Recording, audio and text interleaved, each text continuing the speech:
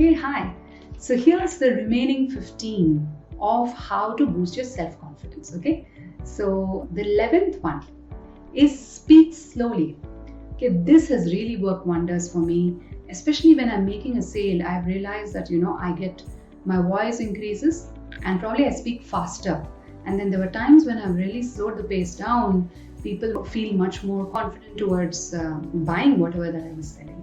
So try this, okay? Speak slowly. Next one is set a small goal and achieve it.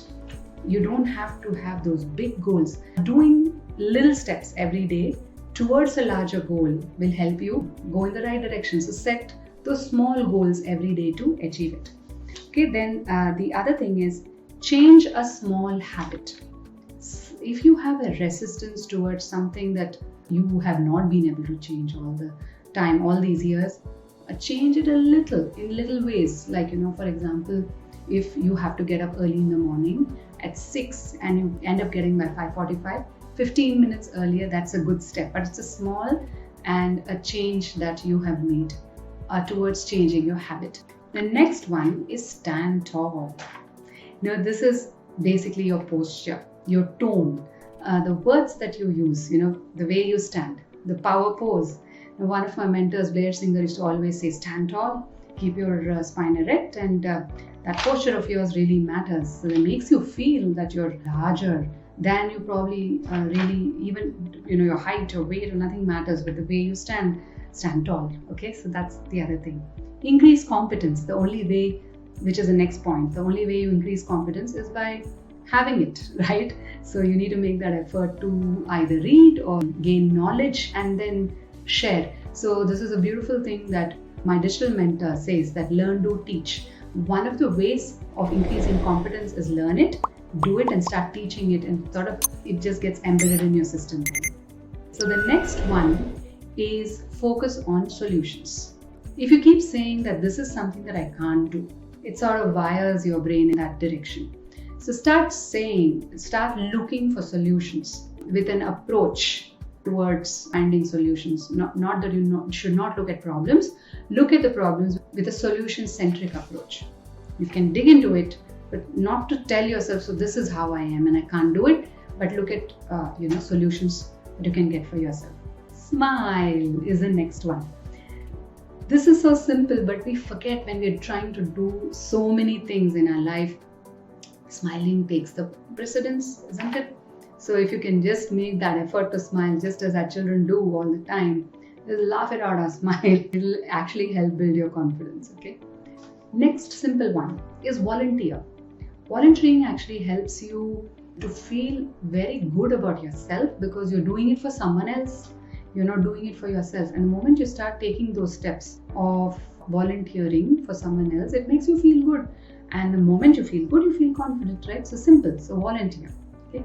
Make it like sort of in your timetable, if not every day. Sort of make it that you do it at least once a month or once in 2 months or whatever it is, but make it, do it, okay? Make it a part of your calendar. The next one is be grateful.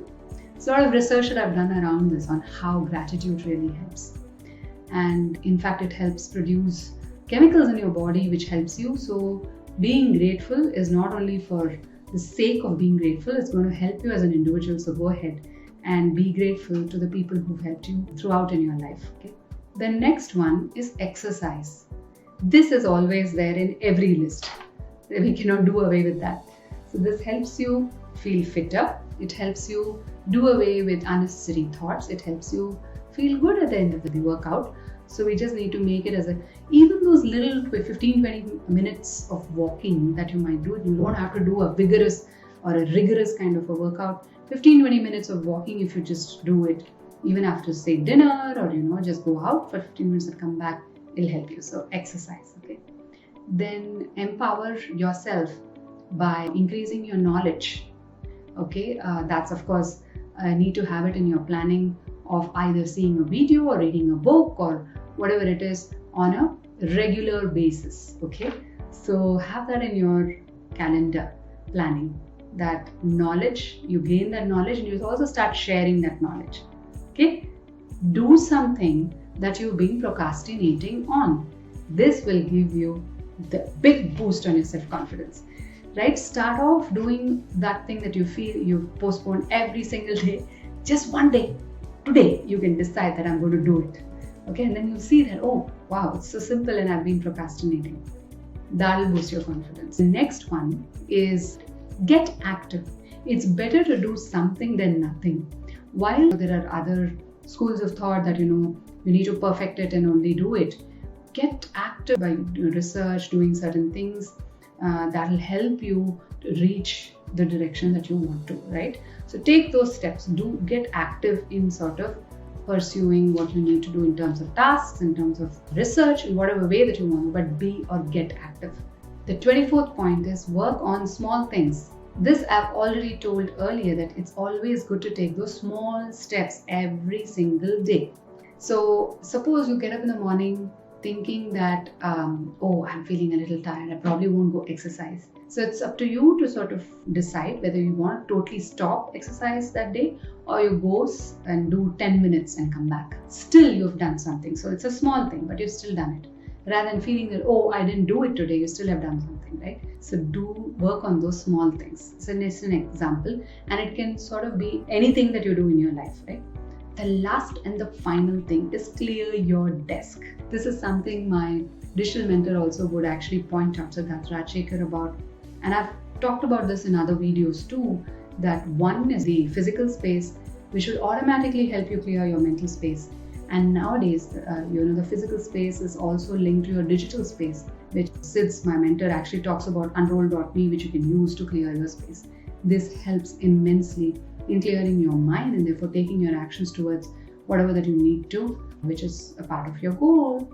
So these were the 25 tips for you to boost your confidence. Pick one and just do it.